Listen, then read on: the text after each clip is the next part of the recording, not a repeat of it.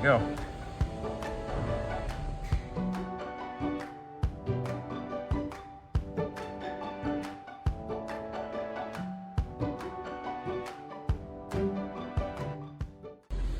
So one thing to do to make this easier is if you have an awl, it's just a pointy end.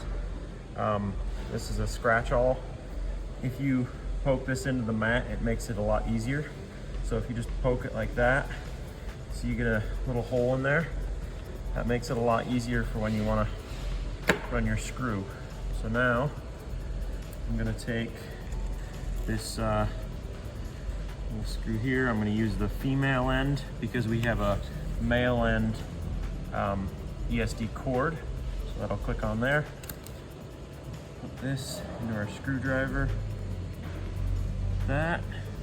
And then this goes on the bottom of the mat that this screws into. So put that on the bottom. Get this lined up. Go in the hole we made like that. I'm going to flip this upside down. I'm going to stick this in that same hole, and I'm just going to put some pressure on it so I get it, and there we go. So there's our ESD snap in the mat, and then final touch, we can just click this in